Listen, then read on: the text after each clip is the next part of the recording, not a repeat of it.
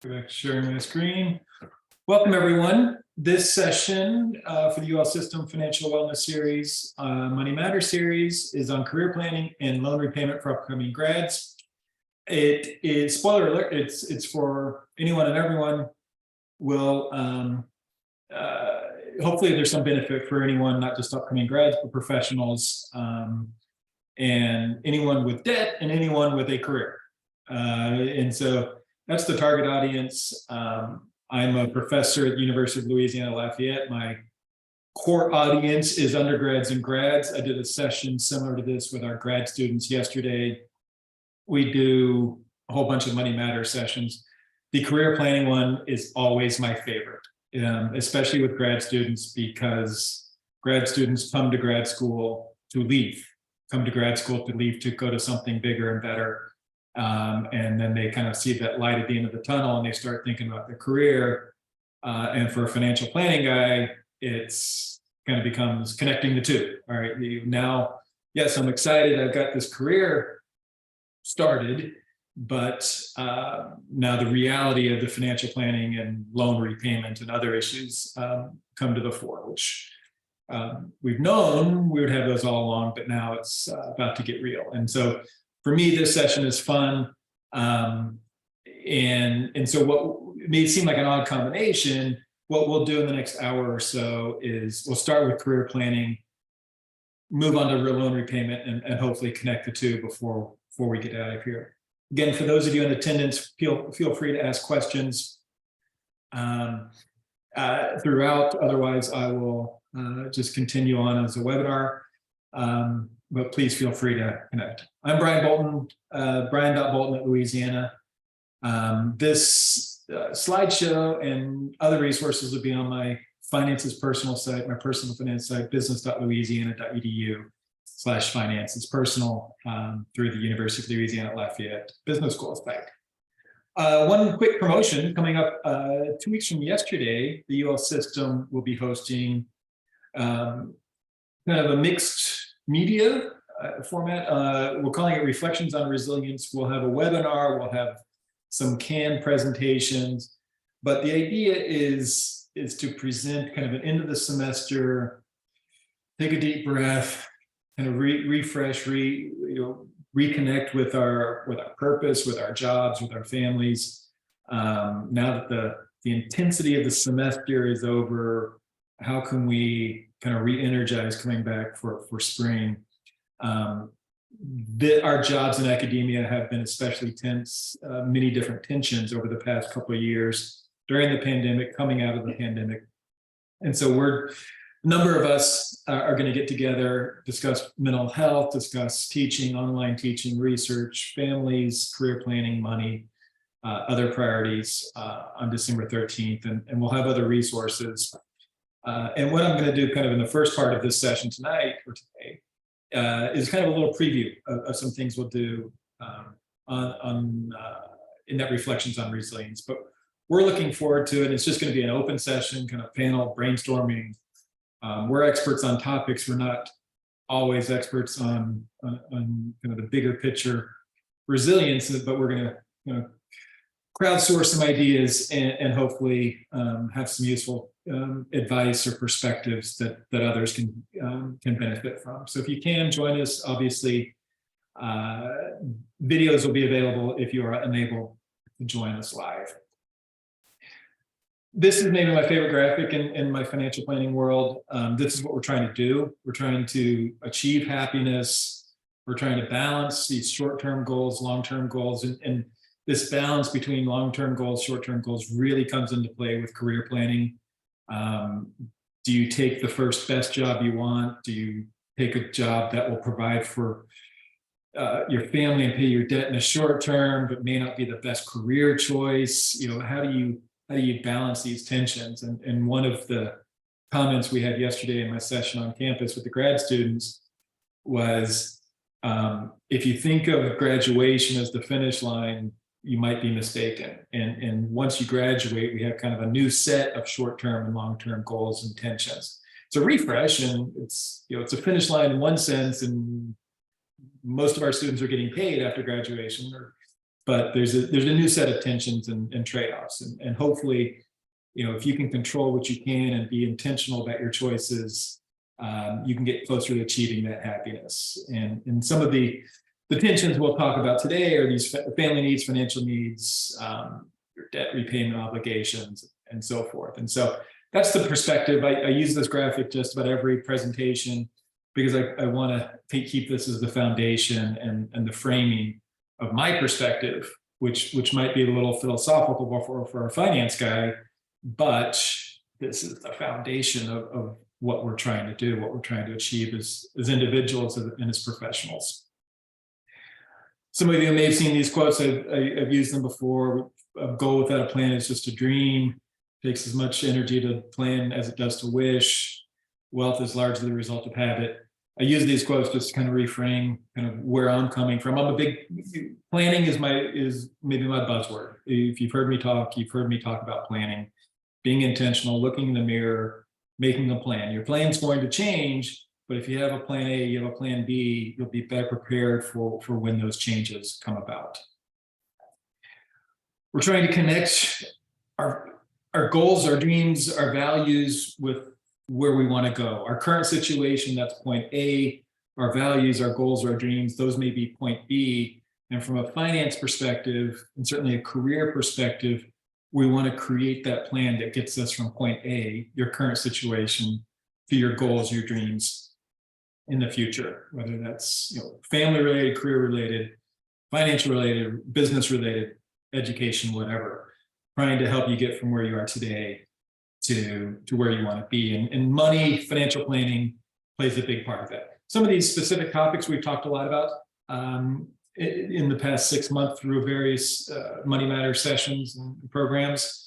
And we'll delve into a couple of these issues today, but really it's just about this long-term plan, this connection. Today, obviously, we're going to focus on this connection between career and debt management. Again, we'll start by talking about career and thinking about what you want out of a career and what a career means to you, or specifically maybe what it means to me. And then how we use that career, the money we make, the income we have to manage our debt effectively and efficiently. So that's where we're going. Everything starts with values for your career and your priorities, your values, what's important to you, will dictate your career choices. But again, as I mentioned earlier, it's this short-term, long-term tension that the values you employ with your first job may not be the values that you employ with your job 5-10 years later. And that's okay, right? We have different priorities in different situations at different times in our lives, and we make different choices based on that, and that's okay.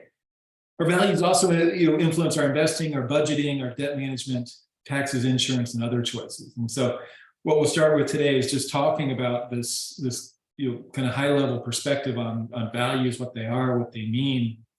And then you roll that into career planning, developing some financial strategies to repay our debt later.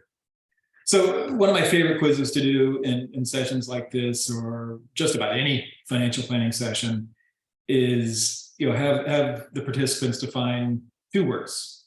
First word is values, with an S, values.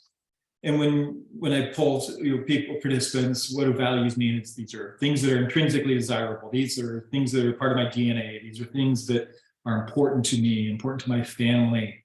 These are things that define me. These are aspirations, right? And so the word values, these are esoteric, philosophical things that are intrinsically desirable. But then we take off the S and you have the word value. Now what are we thinking? Now we're maybe thinking money. Maybe we're thinking the financial worth of something. Yes, we can have a singular value, intrinsically desirable aspect. But a lot of times, certainly when a finance professor is talking, you hear the word value, you're thinking finance. And I introduce this because it's the same word. Our financial values are the same as our esoteric, personal, intrinsic values. What we value, what we say we value, we put a price on that with our actions. We put a price on that with how we spend our money, with how we spend our time. I can say I'm an environmentalist, but that doesn't mean anything if I'm driving an SUV 100 miles a day. And so our actions are how we spend our money, what we put a price on, whether that's financially or with time or energy, that ultimately defines these things that are intrinsically desirable, or we make choices based on what's intrinsically desirable. And so you mentioned that, I highlight that just as we're thinking about jobs, we want our jobs to align with our values, whatever they are. And we all have different values, we all have different priorities. But so I can't tell you what's important to you, but I can I can encourage you to be intentional about aligning your job, career choices, searches with ideas that are intrinsically desirable to you. And so, one of the exercises we're going to do in the Reflections on Resilience program on December 13th is we're going to really focus on values, and we'll connect values to different aspects of resilience and what it means to be an academic. And we're going to debate things like, is our job a calling or is it just a job? And what do we get out of a job? And we may bring in Maslow's hierarchy of needs and these different things. One exercise that we're going to do, we, the content experts, are going to do is this, it's a value sort. Look through a bunch of values, 50 or 60 values, prioritize individual values. This exercise I'm going to show you, the website is think2perform.com. And, we've gone through this, you can go through this, and it just helps you think about values, think about priorities for you. And so when you go to think2perform.com, you'll get a whole bunch of different values. And here's I think this is 30. This is half of the ones that they offer. And the idea is to go through and say, this is important, this is less important. Right? It doesn't necessarily mean not important, but you go through 3 or 4 stages to prioritize. And ultimately the goal is the process is to end up with a list of 5 values that are your chief priorities or values. And you look through some of these: community, leadership, wealth, challenges, diversity, education, family, happiness, religion, money, spirituality. These are things that one way or another are important to many of us. The purpose of the value sort, of the value exercise, is to prioritize in a sense. And so I've done this, I went through this, and we'll talk about my values here in a second. But it's for me, when I did it, it was healthy or important, I guess, to put it in context. What am I doing this for? Am I doing this just about my own definition of myself? Am I doing this for my eulogy? Am I doing this for an ad on eHarmony? What am I doing this for? And when I did this, I was doing it kind of from the perspective of, what am I looking for in a job? What do I want in my life tomorrow? And so what I want, maybe my relationships, my family, or my core values that maybe go into a eulogy or whatever. Sorry if that's a morbid example, but what do I want in my life tomorrow? What am I looking for in a job? Is how I kind of approach this. I don't know that it'd be that different, as I kind of step back and say, would it be very different if I'm thinking of something more holistically about who is Brian? So I did not, when I did this, I did not consider certain values that maybe I take for granted. So you're not going to see family as one of my top 5, but family is maybe number 1 at a certain level. Some of these may be aspirational, that I want to keep working towards. I think all of them are a core of me and core of what I'm looking for in a job, certainly, and hopefully what I have in my job some days. But they are values that I embrace in my daily life and my life planning, and kind of what's important to me. It's not saying the others aren't. It's just saying these are the top of the list. And so my top 5 are change. Shift from one stage to another, creativity, imagination, inspiration, inventiveness, challenges, things that test your thoughts, abilities, health, physical, emotional well-being, and independence. As I went through this, there are 3 or 4 that all relate to independence: autonomy, freedom, independence. I could have picked all of those. Independence is maybe one of the top, maybe my top value through this, I guess, if I had to rank them. One I kept coming back to. But as I look at this and this result through the process, yeah, I get it. These are all important to me. And as I think about my job, these are all very much important to me and how I work and why I chose this career, what I'm striving to do. You know, the independence is part of being a professor, the creativity and change and challenges, you know, it's why I'm doing things like this session.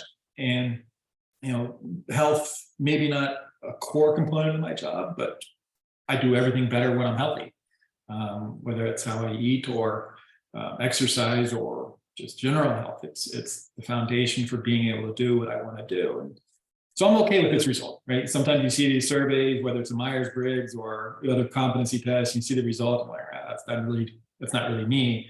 I'm okay with this. And again, my perspective was things I look for in a job or things I want in my life tomorrow. You may be looking at this and saying, for a professor, this looks pretty weird. Why is an education one? And you look at over these, whatever, 10 or so, 8 or 9 on the left in yellow, these kind of define my job, right? These are my job description in a certain sense: competence, you know, community, meaningful work, education, helping others. You know, that's my job description. So maybe by definition, they're part of my value set.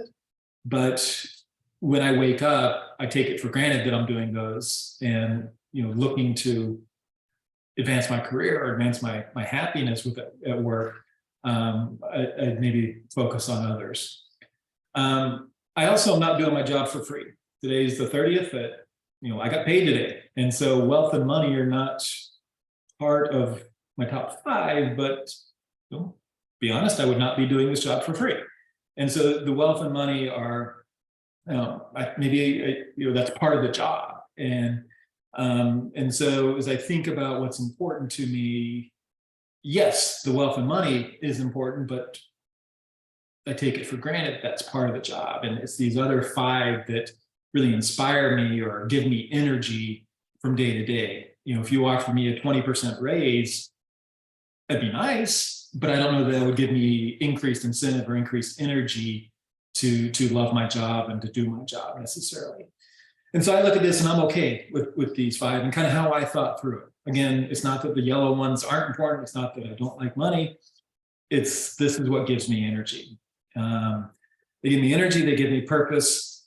And so as I'm thinking about a job, whether it's my current job, whether I'm looking for another job, whether I'm looking for opportunities within my current job, I'm looking for these things: change, creativity, challenges, independence, health. I'm looking for career projects, programs to give me an opportunity to connect with these values. And I'll just go back to the list of 30. As you're thinking about your job, where do you get energy, purpose, fulfillment, whatever? You know, again, I probably should have included, you know, Maslow's hierarchy of needs on here to really think about, you know, what do we get? What's our purpose? What gives us our energy? And if you can connect these values to what you're looking for in a job, and maybe you're just looking for a paycheck and stability, and that's fine. That's great, right? There's no judgment in this. It's just about you identifying what connects your values. And, you know, stability, paycheck, those are all the options. Those are options within the value set. I skipped over those, and this is my priority list. Doesn't have to be yours. This is where I get my energy. This is where I get excited about my job when I see challenges, when I see change. And to me, change in this sense generally means progress. Doesn't necessarily mean change for change's sake, but progress, hopefully. And so as I'm looking for a job, these are the esoteric, the qualitative factors that I'm going to kind of sort through in my mind and think through what gives me, you know, purpose. Assuming, again, that all of my job options come with a paycheck, right? And so that's my value sort. That's my value prioritization. The website, again, down at the bottom, Think to Perform. I'd encourage you to go through it. It's just healthy to do, whether it's for a job, whether it's for family, whether it's just thinking about yourself holistically. You're going to come up with, out of the 60, you're probably going to have 50 that you think are important to you. But then as you go through the process, and maybe if you put it in context like I did here, thinking about what do I want out of a job or in my life tomorrow, you may have different values than you would under other contexts. I don't know that I would, but maybe I don't want my relationships to be too challenging, maybe a little, but maybe not too, right? So maybe there's different contexts, different values in different situations, but to me, it's a fun exercise, and just to keep looking back for, and what do I get out of it? And then as we go through that, we're thinking about what job do I want? What connects to me? For me, picking a job, and this is a conversation I had with our grad students yesterday. They're on the market, they're looking, some have offers that they're debating or negotiating. Some are thinking about what they want to be doing. Should they take the postdoc? Should they take the instructor position? What should they take? And for me, it's an analytical process. Finding a job, looking for a job, it's a process. I want to be quantitative and qualitative. I want to connect jobs to career, personal, family goals. I want to connect to my values. And so I had two jobs here, and different characteristics. These are both hypothetical. These could be academic jobs, they could be industry jobs, they could be anything.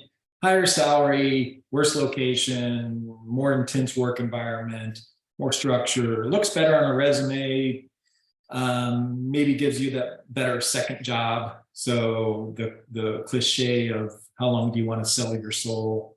That's maybe job offer one. Similar benefits, but worse retirement package, worse paid time off with job offer one. So it's selling your soul, but temporarily. And if that's the right way to frame it. Job offer two, lower salary, more comfort, maybe the possibility of bigger upside through stock options or profit sharing. Certainly more comfort in the location, the cost of living, the commute. Culture, you're gonna have a boss. Maybe that boss is a jerk, but maybe there's other people in the company who you can connect with. Better balance, one office, less travel, better paid time off, better matching on your 401k. And so as I went through this, just kind of highlighting the key differences, I tried to be analytical, I tried to be intentional, and then I have no idea which job is better for me or for you. Maybe I know which one. Well, I think I know which one would have been better for me when I was 22. I probably would have taken job offer one when I was 22. I don't know that I would have taken job offer one when I was 35 or something. And so, thinking this trade-off between short-term and long-term, thinking of qualitative and quantitative characteristics, thinking about our values, thinking about our goals. This process, these factors, all matter. I've got a question that we may get to later from a former student. Had two offers, and it's basically this comparison. And she was asking me, how do I decide? And for me, I want to make a list. I'm going to be analytical, I'm going to be intentional, but ultimately there's this gray area, this abstractness of what do I want, what do I prefer. And the suggestion I gave her was, you go for 2 weeks or however long it takes. Maybe if you have to decide on the job soon, maybe you go for 2 days or a week, and just fully commit your mind to job offer one. And start looking for an apartment or a house, and start looking at the cost of living, start looking at the commute, and do some research on the firm. And then after 2 or 3 days or whatever, flip the page and do the exact same for job offer two. Find the job, the commute, think about your boss. Are they really a jerk? And if you just kind of try to immerse yourself qualitatively in what would it be like to have this job, I think your heart, your soul, your mind, something will make up your decision and help guide you. And I think, not to call myself old, when I was graduating from college, you take a job, you don't necessarily stay there for life, but you're planning on staying there for 1, 2, 3 years. And that's not really the case today. You don't want to change a job every 3 months, but if you take a job and it doesn't work and you quit after 3 months to go find something else, that's not a deal killer on your resume today, 2022, the way maybe it was 20 or 30 years ago. The employers know that, employees know that. Excuse me. And so, you can do this process. You can try to decide between jobs. And then if you try one and it's the wrong decision, it's not a deal killer to change. Another statistic, a statistic that I recently heard, 30% of professionals who change jobs through the great reshuffle or great resignation or whatever you want to call it the last 2 years, 30% regret the decision. And so, 70% are pleased, I guess, that's the upside, but 30% are regretting it. And the grass is not always greener. Another situation, the unknown is not always better. And so if you go through as analytically as you can, trying to decide before you change jobs or choose a new job, maybe that can drive down some of the regret. If you think about what you love in job offer 1 versus job offer 2, think of qualitative and quantitative characteristics. Connect it back to your values. What gives you energy and purpose, or what fits your goals, short-term, long-term? Being analytical, going through that process may help you avoid being part of that 30% that regretted a job decision they maybe didn't have to make. We're still trying to balance this. We're still trying to connect our short-term, long-term goals with these other tensions. If you want some homework, whether you're looking for a job, whether you have a job and you're uncertain if you should be looking for a job, make a list of the 5 or 10 most important criteria. Maybe these are values. For me, independence would absolutely be on that list. Challenges would absolutely be on that list. Maybe lower on the list as a professor, maybe lower on that list would be relationships and whom I'm working with. I'm an introvert. So as a professor, I'm relatively fortunate that I can choose who I work with at the university. And obviously not every position has that flexibility, that choice. But the relationships for me, and if my boss is a jerk, if my boss is a jerk at the university, I can kind of avoid my boss. Not everyone has that flexibility. And so if you want some homework, come up with a list of 5 to 10 of the most important criteria. Are there any deal killers? Any locations that you'll never go? Is there absolutely minimum salary that you'll accept for a certain situation or for a certain location or cost of living? And then if you can connect these criteria back to your long-term, short-term goals, back to your values, maybe that helps you rank them or think through, different situations where, you're comparing apples to oranges, and it helps you think through which of the characteristics really matter today that may matter differently in a few years. Again, as I said, when I was 22, I probably would have taken job offer 1, recognizing I'm going to try this for 2 or 3 years, and longer term, when I'm 30 or 35, maybe job offer 2 is the more appropriate choice for me. But if you make this list and you go through it a little bit analytically, connecting it to your goals and your values, that may sort out which criteria are job killers for you or deal killers for you that you won't touch. And as I'm working through my own career, and as I encourage my 22-year-old graduates to think through, we want to connect this to some sort of long-term plan. And this is the template we've introduced in previous sessions about money matters sessions for graduate students, for professionals, certainly in the academic context. But as you're thinking about what goals, how can I take greater control of my financial situation? We talked about some of these through a different session. Some are about investing, saving, getting an emergency fund, opening an investment account outside of work. And so these are 7 goals that, whether you're a 22-year-old graduating senior or a 40-year-old professional, if you haven't addressed these directly, they can help give you better control of your financial future. One common feature between all of these, whether it's the budgeting or saving or paying off your debt, is they require income. And so the common denominator, and again, as I said earlier, I don't work for free. Don't tell my boss I might accept 10% less, but I got paid today, and I appreciate that, and I value that, and that helps me pay my bills. It helps me pay for the holidays. It helps support my goals. And so as we think about what we get out of our jobs, happiness, self-esteem, relationships, purpose, energy, we do get money, and so that becomes an important part of this, and that's the connection between values, career planning, and financial management.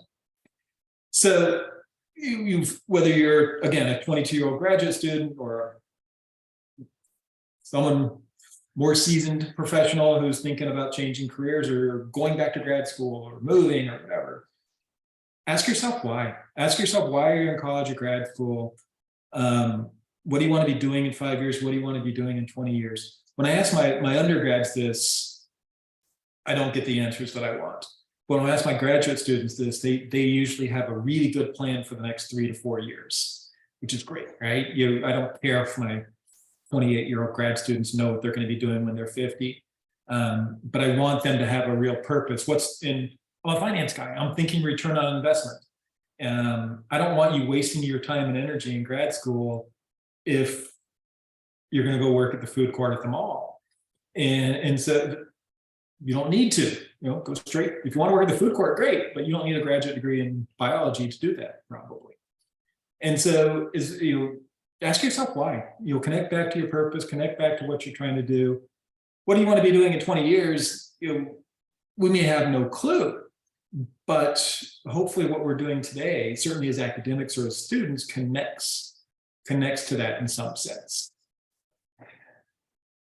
I had some conversations last week during Thanksgiving with my family. How do you like your job? Are you thinking about other jobs? And frequently family and friends, and certainly in academia, it's a common question. It seems more common in academia than elsewhere. Maybe, I don't know why, but are you on the job market? People asking, are you on the job market? Are you looking for a job? Two separate questions maybe, but my answer is simple. My answer is yes, I'm always on the job market. And what do I mean by that?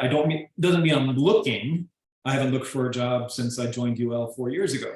I haven't sent out a resume. I haven't even looked, but I am always thinking about how to make my resume better. And I'm thinking about whether a different job might be a better fit for me, but for my values, my goals, and my skills. I've been in this job for 3.5 years. I love it. I have no plans to leave, but my mind is always open, and I'm always thinking about what I'm doing today and how it maybe helps me connect to my values, to my goals, that a different job may be able to provide that my current job isn't. And again, I think I'm seasoned enough that I know the grass is not always greener. And so when I say I'm on the market, it just means I'm trying to improve myself or be aware of what other opportunities might be out there. Again, if my boss is listening, I'm not looking. I'm very happy. But I'm always trying to improve myself and make sure that this is the best situation for me and for my employer. So some general planning advice, and this is, this session is designed for soon-to-be grads.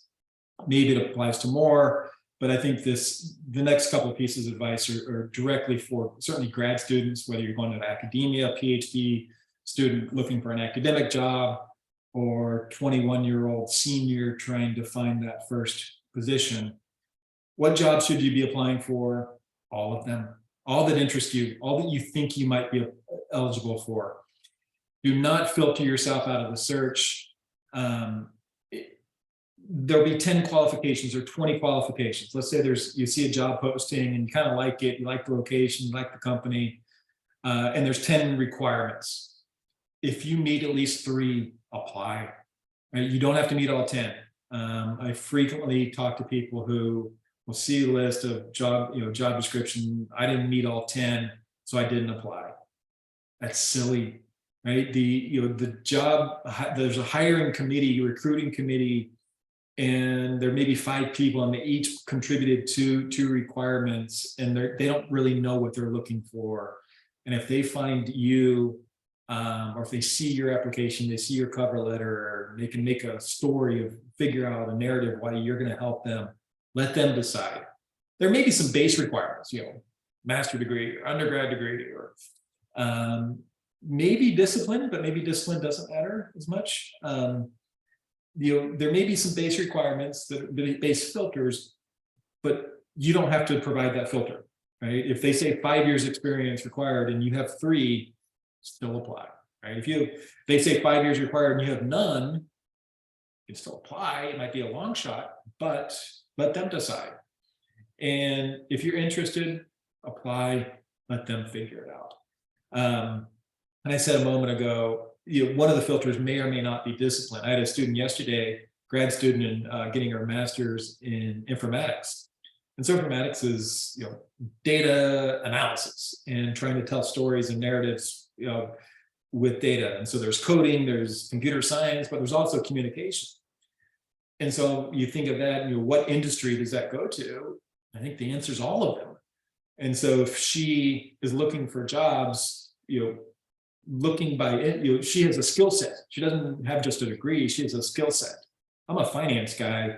Yes, I can go to different companies, but I have a discipline. She has a skill set that applies to broader disciplines. And if she's looking for jobs that only recruiting for informatics professionals, she may be missing a whole lot of great opportunities. And so don't filter yourself, apply to all that interests you. Assume that you're the one making the decision, and think about you interviewing the company as much as they are interviewing you. You have to get in front of them for that process to start, but getting in front of them begins with you applying for a job.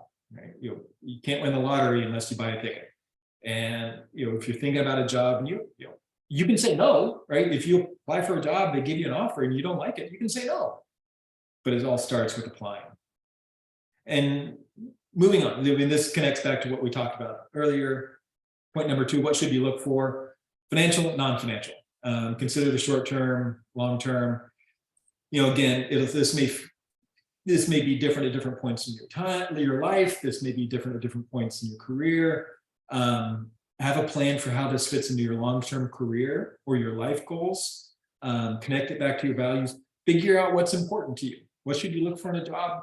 You can decide that. As we saw earlier, an $80,000 job with a 5% matching retirement plan versus a $60,000 job with a 12% matching retirement plan.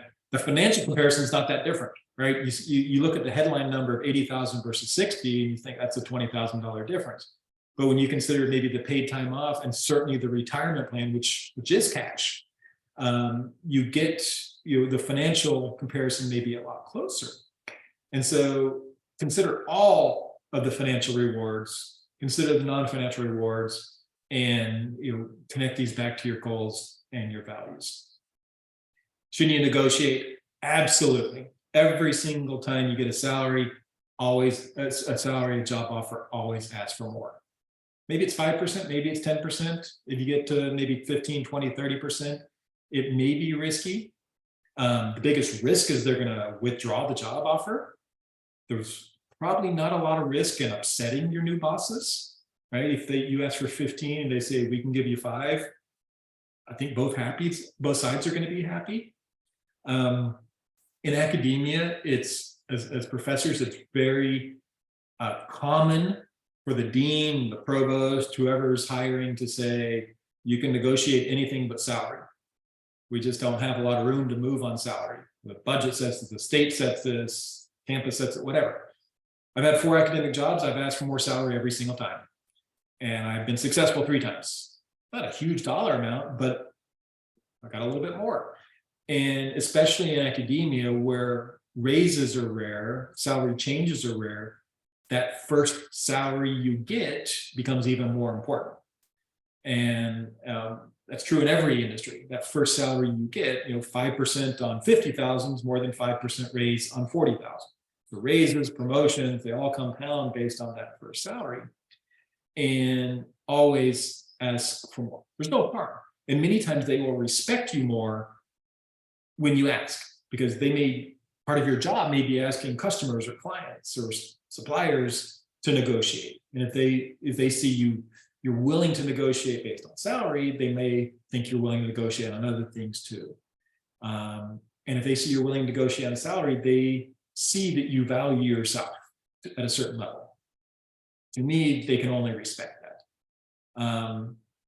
If they can't move on salary, or if you're not comfortable negotiating salary, you can negotiate other aspects: time off, vacation, work from home, continuing ed.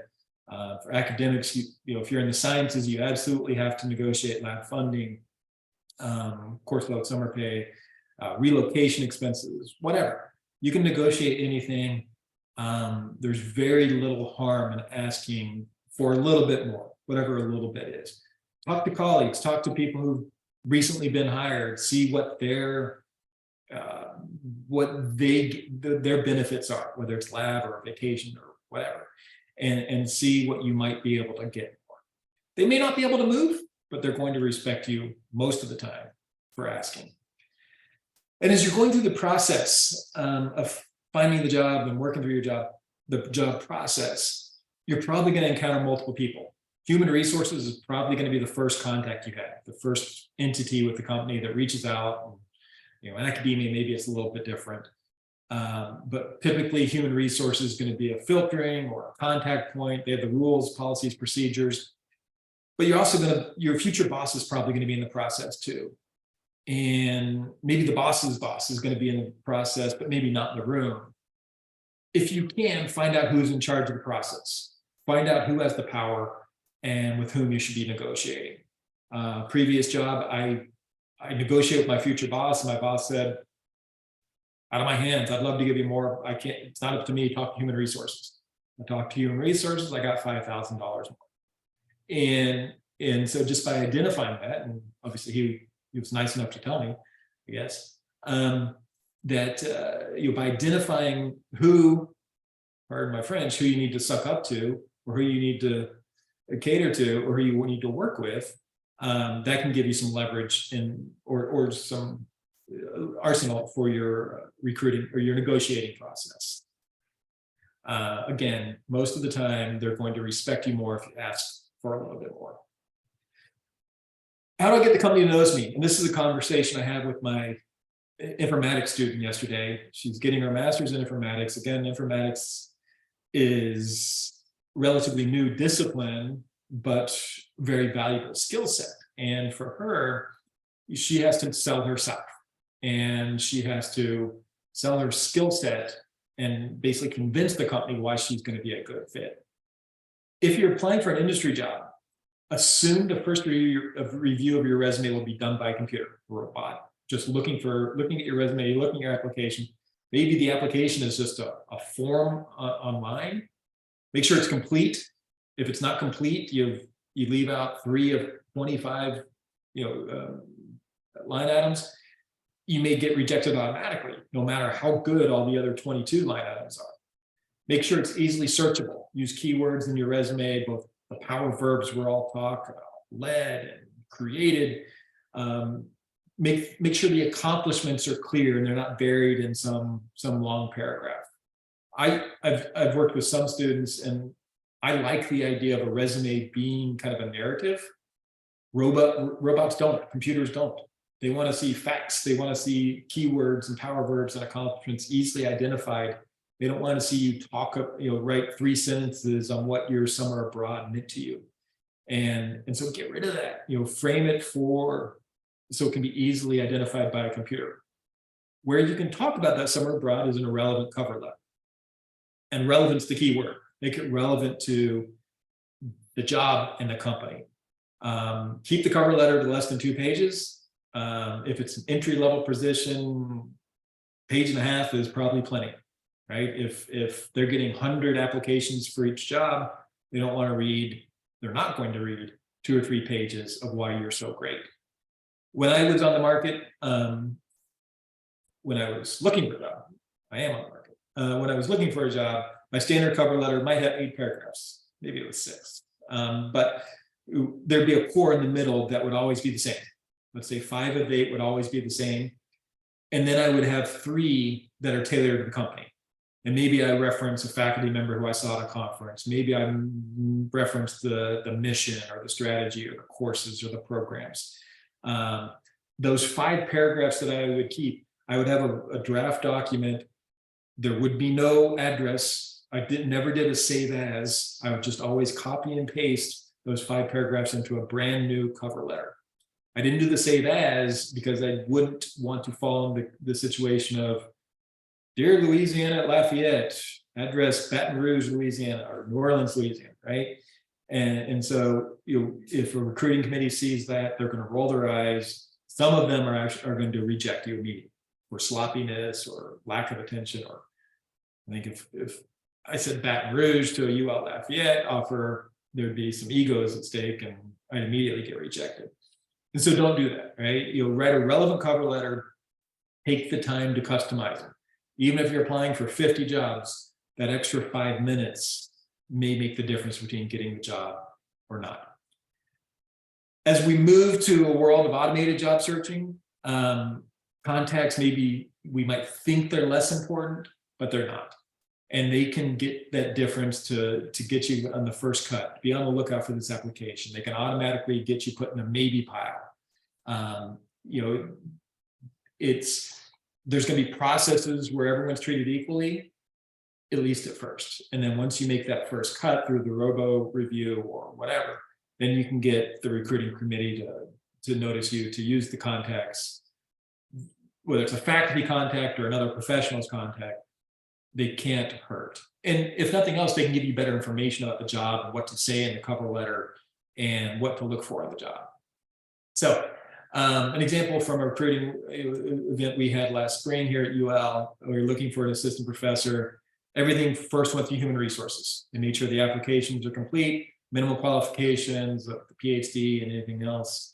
We had a committee of 5. In the first 2 weeks of posting the position, we had 60 applicants. We met a couple times to narrow it down to 12 finalists. We had 1 or 2, I think there's more than 1 that accepted an offer. For me, as part of the committee, I read every cover letter and every CV, every resume. I did not look at a single GPA. These were typically so 80% were current PhD students, graduating PhD students. If you're good enough to graduate, I don't care whether your GPA in grad school is a 3.2 or a 3.9. I care about your research. I care about your classes. I care about kind of who you are and how you study. In the Zoom interviews that were 20 minutes each, the first round of the 12, I don't care what they're wearing. I'm not flattered if they compliment me. Focus on the work, focus on their energy, focus on what they know about us. If they compliment me, at least it shows that they did some research on us, but I want to see what kind of fit they are. And then we ultimately invited 4 to campus for 1 and 2 day interviews. We did. We made 1 an offer, and it was a real quick process. In academia, this is unusually quick, but it kind of shows the process that from the committee's perspective, what are we looking for? We're looking at a very small number of factors: research, teaching, and fit. And when we look at those, and maybe we can't even tell fit, we can be objective about research, but the best cover letters got our attention and absolutely got into the maybe pile or the consider pile. And then it was that Zoom interview where they had the chance to get across the finish line and finish us and get that campus invite. So that's my general career planning advice, I think. As we transition to this bigger picture goals, as we're thinking about what do we get out of a job and how do we pay our debt? The average college student, thank you, Mary. As the average college student has $35,000 of student loan debt. As we're thinking about how are we going to repay that, the answer is probably with a job. And so, a little philosophical perspective, what is debt? Debt is borrowing from the future, right? Student loan debt, we always say, is maybe the best kind of debt you can have because it's the return on investment is the greatest. It's an investment in your future. Debt is borrowing from that future. We borrow because we want something today that we cannot afford today. College education, house, car. We make a promise to pay it back, but the entity that we're borrowing from, they're not charities, they're not our friends. We have to pay them back. If your debt is keeping you up at night, if your debt is preventing you from achieving your goals or damaging relationships, then maybe you have too much debt.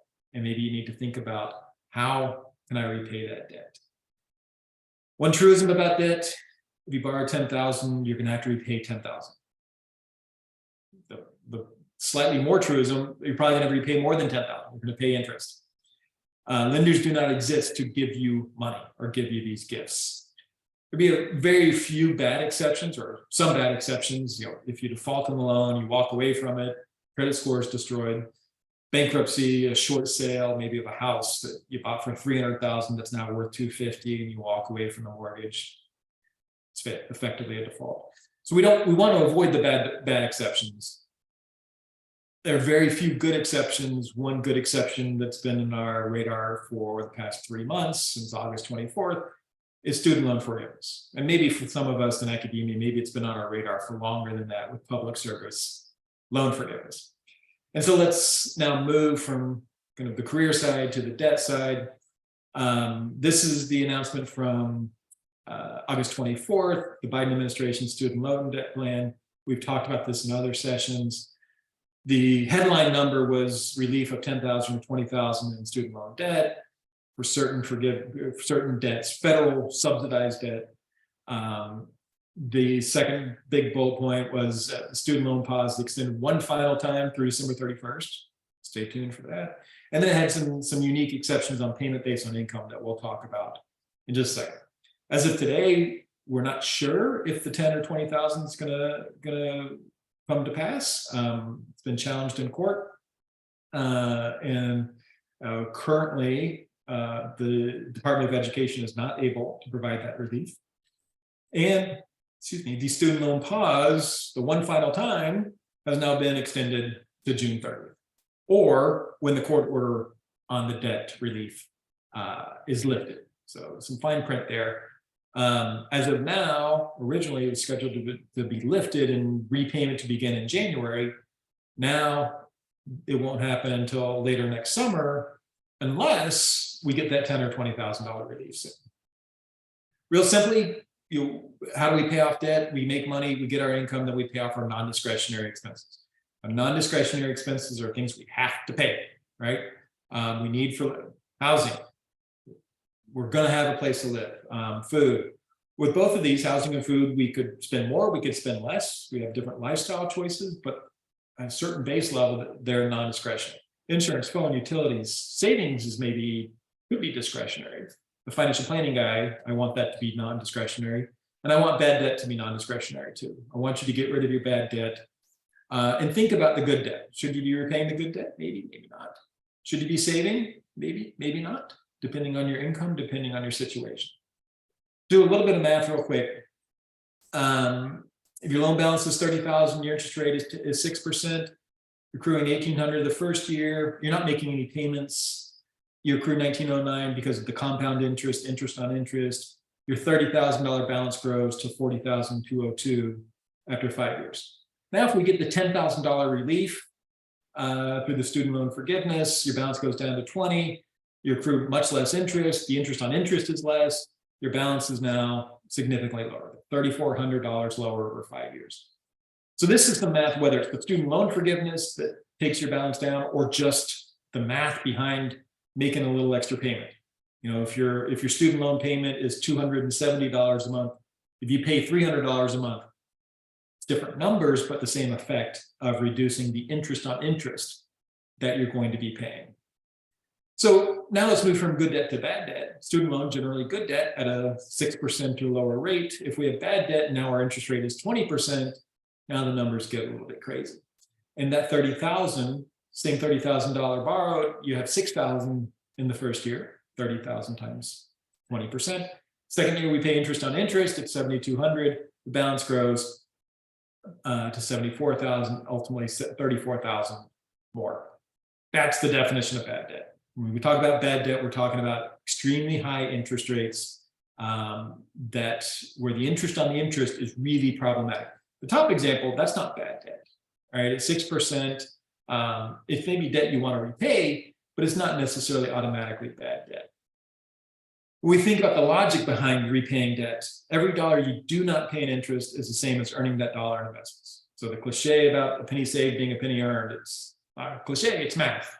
And that, if you have a 20% interest rate on your credit card and you pay that off, that's exactly the same as having a 30% return on investments, which is, pardon me, 20% return on investment. And a 20% return on investment is really difficult to find in housing or stocks and bonds or crypto or NFTs or whatever your investment is. Hard to find a reliable guaranteed 20% return, but you can get it by paying off your bad debt. And you'll improve your credit score. More often than not, you're going to be sleeping better, right? So there's logic, but there's math. If you have bad debt, and what is bad debt? Credit card debt is the prime example. Exorbitant high interest rates. Whatever you can do to pay down your debt, that's going to be a return on investment back to you. The same as investing, going to be a return on investment back to you. And so as you're thinking about your debt and trying to decide what is good, what is bad, prioritize it. Sit down sometime today, tomorrow, anytime in the future. Sit down, look at all your debt, think about what's good, what's bad, whether it's student loan debt, credit card debt, car debt, mortgage, whatever. Think about the characteristics of their prepayment penalties or late fees or variable rates. Taking control of the situation begins with you knowing what your situation is, right? As we said at the beginning, in order to get to point B, you have to know where you are at point A. And so I make a list, right? Be analytical about it. Look at the debt, look at the amounts, the interest rates, the term, the special features. List it all up and compare it and think about which debt is bad debt, which debt is less bad debt, which debt needs to be paid immediately, which can you hold on to a little bit longer. Which debt is most costly? Probably can be the debt with the highest interest rate. Maybe there's other restrictions, such as there are fees or late fees. Maybe the term is just very long. Banks like it when you pay your debt over a very long period of time. Credit cards, they want you to pay that minimum payment because that stretches out the repayment. And when the repayment term is stretched out, they get more interest on interest. And so what debt is most costly? Maybe the longest term, maybe the highest rate. You may have some debt that's flexible. You have some that may not be flexible. And you have some that you could repay that helps your credit score and some that hurts. And that's just a balance of,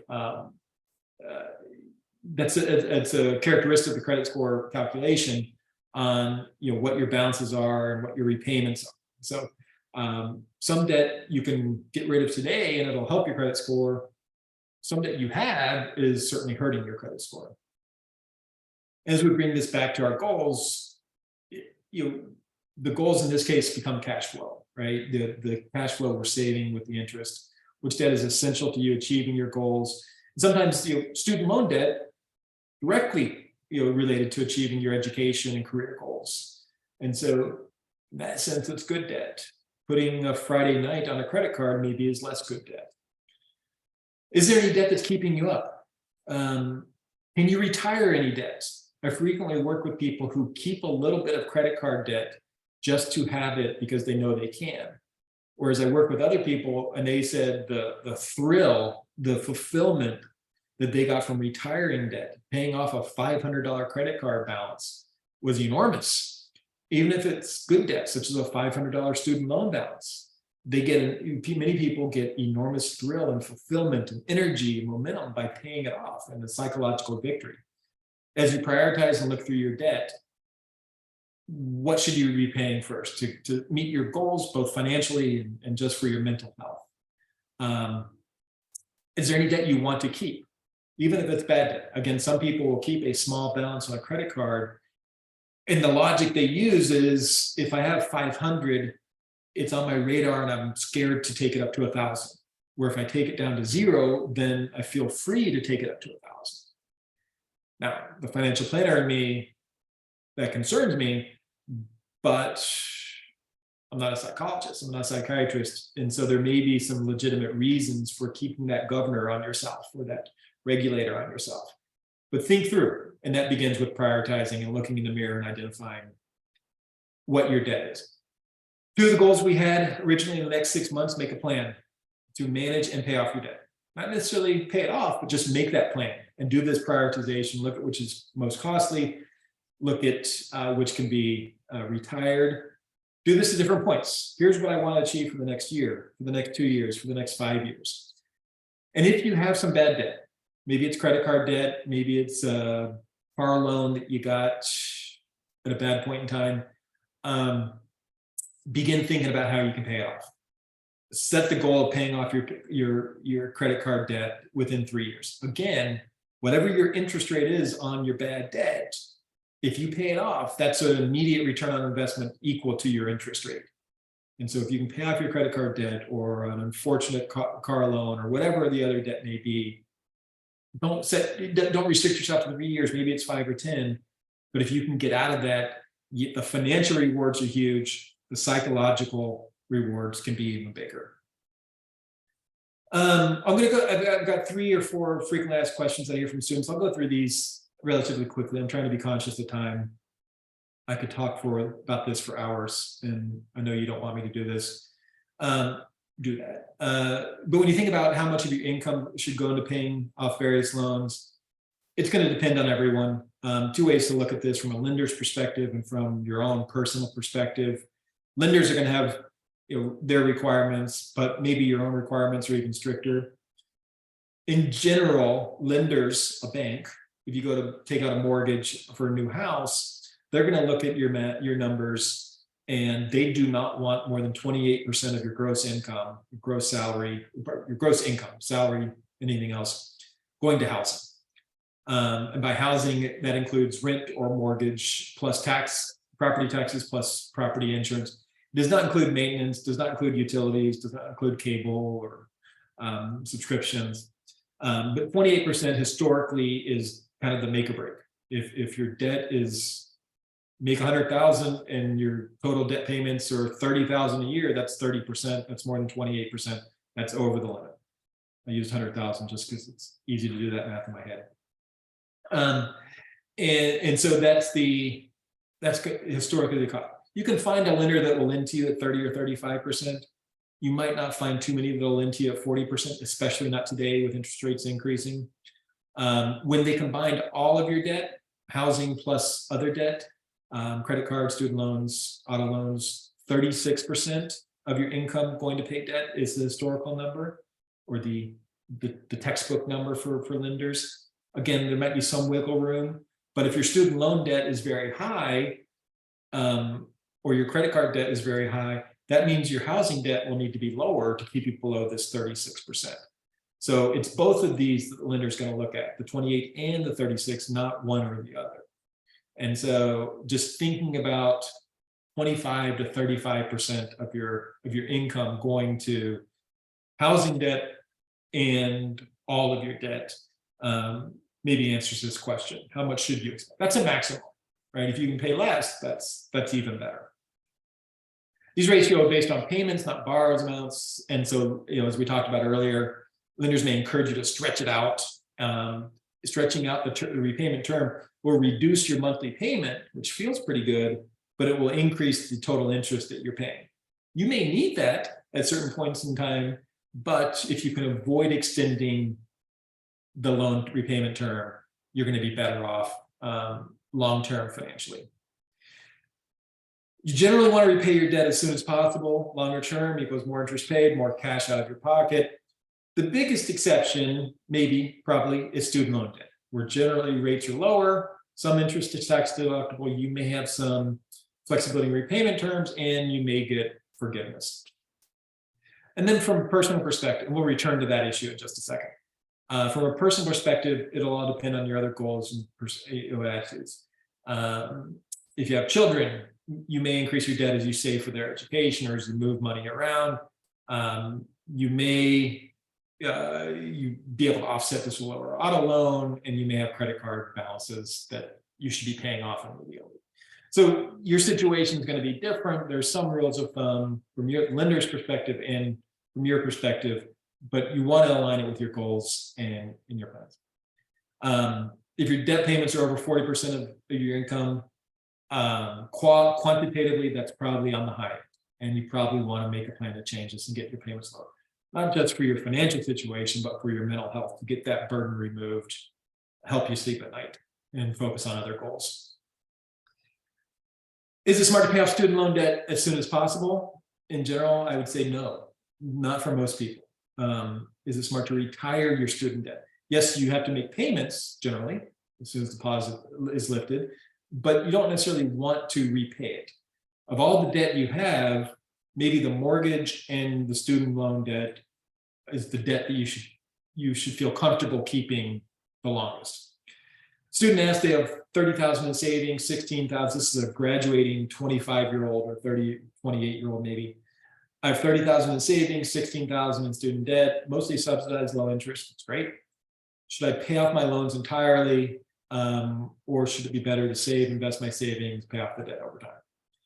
And to me, I would not be in a hurry to repay it. I would not be in a hurry to repay the 16,000 of student debt. One caveat is if it's just causing you stress. If you feel more free, more control by getting rid of it, do it.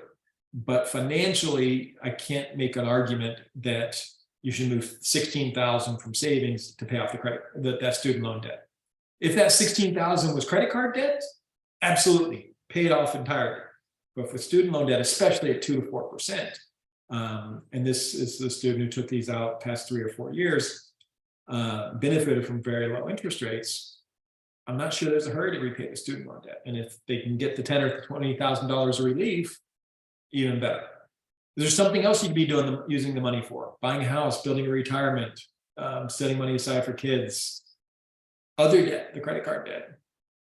As a general rule, student loan debt should be the last you pay off.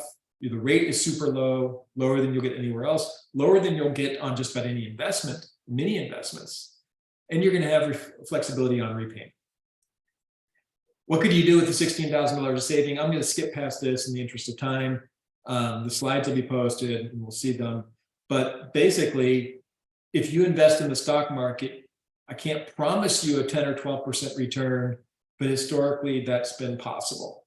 We got 25% last year. We're at down about 15% this year. So the average over the 2 years is about a 5% return. And so 21, 22, you can get a 5% return in the stock market. If your student loan debt is at 2 to 4%, then the returns in the investments are paying for that student loan debt. And so these are, I created some examples of what if you invested $10,000 or some money in the stock market, got a 10 to 12% return, and used that to pay off your student loan debt, showing how they could do that without rushing to repay the student loan debt in the short term. You invest a little bit more, pay it off a lot quicker. You invest the whole 30,000, you can pay off that student loan debt in 4 years just by the earnings on the investment. So you're not taking any money out of your investment account or your savings, your cash, and just using the growth on the investment to pay down the student loans. This is a unique feature of student loans because the rate is so low. I would not suggest this for credit card debt. Ultimately, only you can decide what best aligns with your goals and your mental health, what helps you sleep at night. When I graduated with my master's, my MBA, I was in a similar situation, a little bit less in savings, maybe 20,000 in savings.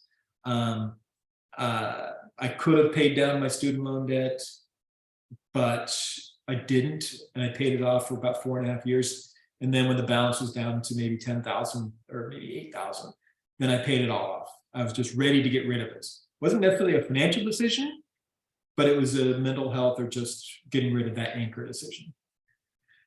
The final thing I'll talk about is student loan repayment, and specifically we'll talk about income-driven repayment and public service loan forgiveness. What are your options for repaying a student loan debt? There are lots of repayment plans, and there's plans within plans, but generally the repayment plans fit into 3 types: a set monthly payment with a plan to repay in full over some period of time, income-driven repayment with payments based on your salary, and then public service loan forgiveness. Public service loan forgiveness is not by itself a repayment plan, but the repayment plan is either 1 or 2, and then you may be eligible for forgiveness depending on the type of job you have. And like caveat, this is not on the slides, but important caveat, what I'm talking about here is for federal Department of Education debt. If you have student loan debt from a private lender or private resource, the plans may differ. You're probably always going to have option number 1, and maybe that's the only option. with federal student loan debt, we have multiple set monthly payment plans that you can choose from. And then even there are some multiple income-driven repayment plans you can choose from. And so let's look a little deeper into income-driven repayment. How does it work?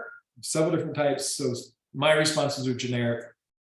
There's one of 4 repayment plans that you can choose, maybe based on your education, maybe based on the term.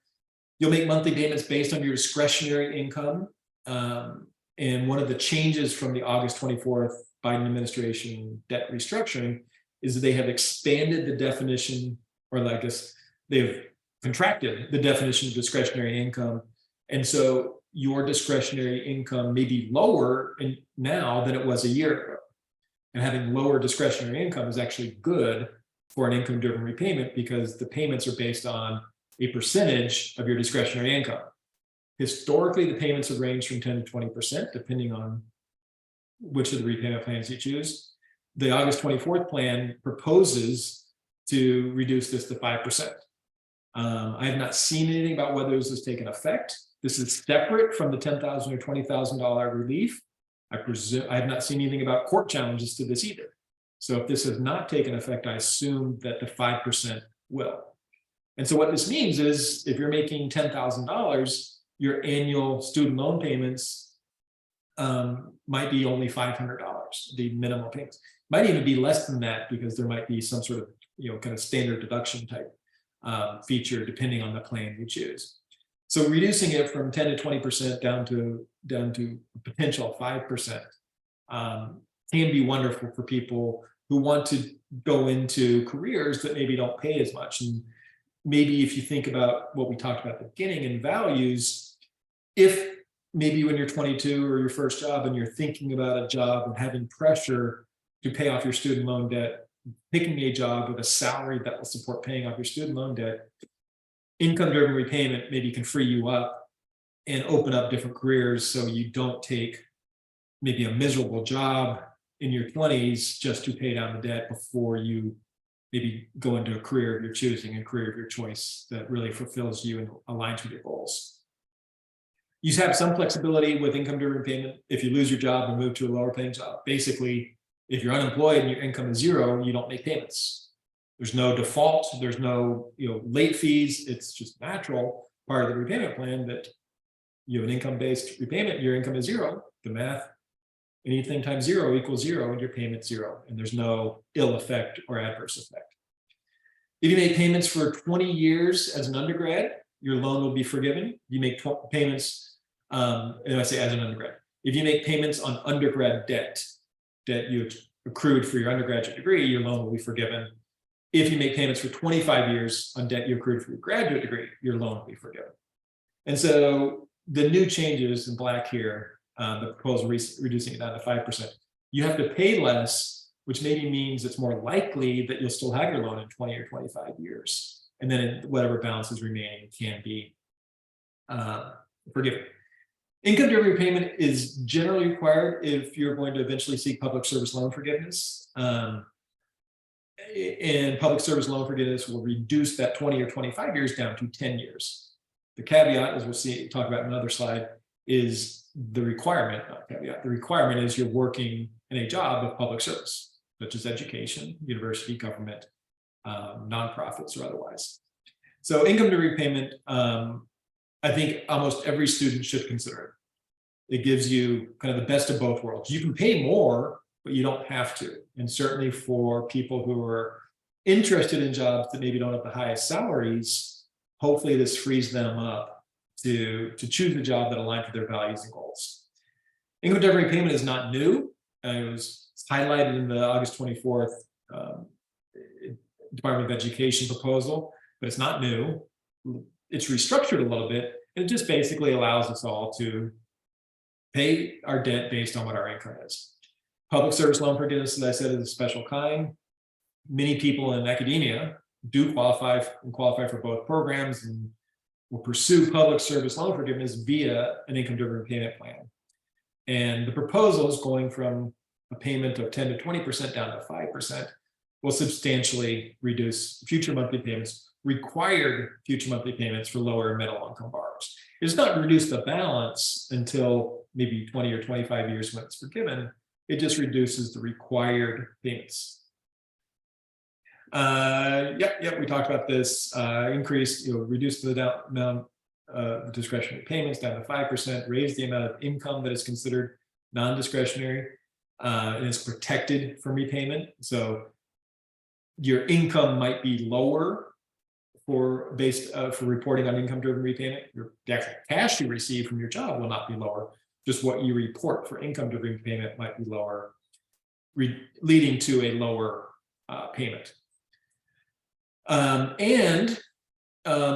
If your balance is $12,000 or less, you now may be eligible for forgiveness after 10 years instead of 20 years. This is part of the August 24th proposal. And if you are in a relatively low paying job or you're unemployed, your interest will not accrue. Your balance will not grow. And so as long as you're making base payments, if you have a 3% interest rate and or you have an 8% interest rate, that would you should be accruing $200 in a month, but your monthly payment's only $150, your balance won't grow. That extra $50 will be subsidized through the Department of Education. And so this really frees up lower and middle income borrowers. It frees up students and graduates to go into careers with potentially lower salaries. Why should you consider it? Everyone should consider it. It gives you flexibility. You can still decide to pay more, and there's the potential for forgiveness through multiple paths, both graduate and undergraduate debt. Public service loan forgiveness is a special kind. We'll talk about that on the next slide. But these changes to income-driven repayment are really designed to bring in more people. Income-driven repayment has always been designed to be flexible and to encourage people in lower and middle income jobs to provide flexibility there. These changes make it even more inclusive and more opportunistic for people in lower and middle income salaries and jobs. If you're still in school, you may not need to do anything. If you're close to graduation or if you have graduated, think about it. Look into it, research, contact your servicer, see what your income-driven repayment options are, because it may benefit you enormously. The special kind of income-driven repayment is public service loan forgiveness. If you are employed by nonprofits, universities, the military, federal, state, tribal, local government, you may be eligible to have all of your student loans paid off through public service loan forgiveness. I didn't put the number on this slide for some reason, but it's 10 years. Not immediately, but if you make payments for 10 years, maybe the number's on the next slide. This is the most generous repayment or forgiveness plan offered. As such, it can be the most restrictive in what jobs qualify and how regular you need to make payments. So you'll be aware of some of those constraints, but also it's a great opportunity if you are in a career in public service.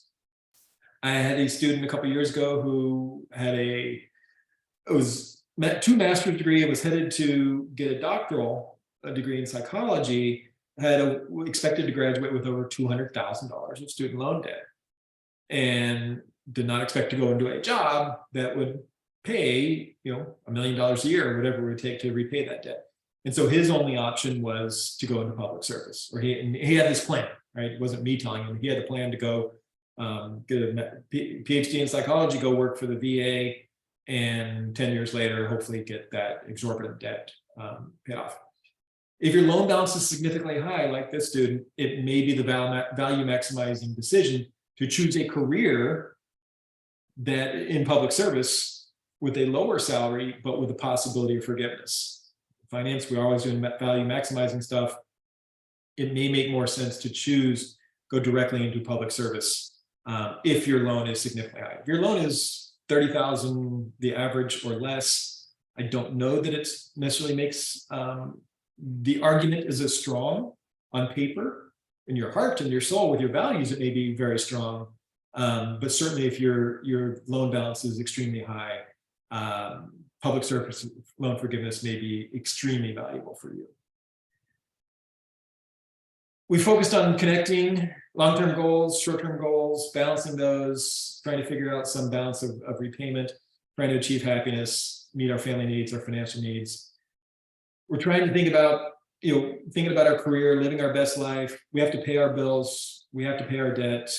Some way, somewhere along here, we're investing in our future, maybe through education, maybe through retirement, or maybe elsewhere. We're also pursuing family personal goals and constantly revisiting this. Debt's a part of this, right? Debt, we have many bills, we have many obligations. In some ways, debt, student loan debt, for example, is no more burdensome than a utility bill. If you have a lot of credit card debt or high interest debt or a bad car loan or a personal loan, that may be debt you want to prioritize. That may be much more burdensome than a utility bill or a phone bill. And so by you going through the process, by you looking in the mirror, identifying what your most restrictive, most burdensome debt is, you can prioritize repaying that, figure out a career that helps you do that, and then kind of refer and always keep in mind this model of trying to achieve happiness through your goals, through your values. Sorry. When we do financial planning, it's a lot like education planning. We set goals, we analyze reality. Analyze reality is where we are today. The goals are where we want to get. We create a plan to get there. We execute that plan. We track our progress. We adjust. We're always doing that. We're doing that with our life, with our debt, with our career as well, hopefully, right? We're not changing jobs every 6 months, hopefully, but thinking about different careers or different jobs that maybe align with our goals better, or maybe align with our financial responsibilities or needs and values better. Certainly we should be doing that directly and indirectly throughout our professional careers. We think about setting goals, executing plans, this is what we're doing in education. It's just a matter of seeing how all these things are connected. Finance is a matter of managing money across time, different points in time. We may pay a little bit today to achieve a lot more in the future. Your plans are going to change. Your opportunities are going to change. Be ready to adjust. The best way to adjust to changes is by having a plan to start with. And whether it's debt planning, education planning, career planning, if you set a plan, you'll be much more amenable to changes in the future. The final quote that I'll introduce is maybe my favorite quote in any context, and it's from Alice Walker. It applies to career planning, maybe as much as anything else. I've used this for entrepreneurs. I've used this for budgeting, used this for debt. It maybe applies to career planning as well as anything. Don't wait around for other people to be happy for you. Any happiness you get, you got to make for yourself. And as you're thinking about jobs, careers, Alice Walker's advice, I think, is potentially relevant, is incredibly relevant. Make the career you want. We can't always have total control about the career that we want that'll give us the happiness. But as I said earlier, you're not going to win the lottery if you don't buy a ticket. And so if you're thinking about being proactive, about taking control of your career and using that career to manage your debt, pursue some investments, support your retirement, and achieve all your other financial and non-financial goals, making that happiness, pursuing that happiness on your own is the first step. I'm Brian Bolton, Brian.Bolton at Louisiana. Please contact me. I'm happy to sit down with anyone personally and talk about this. I do career planning with our students at Louisiana at Lafayette all the time. Happy to work with you, happy to have conversations. Our conversations will be both qualitative and quantitative, but hopefully they're beneficial if we do them. Last reminder, plug December 13th, Reflections on Resilience. We'll be talking about some of these issues, connecting back to values, goals, priorities. What do you want to achieve in life, and where does the UL system fit into that? Thank you for joining me. Thank you for watching. Please contact me if you have comments, questions, thoughts, follow-up, anything. Thank you. Have a good day.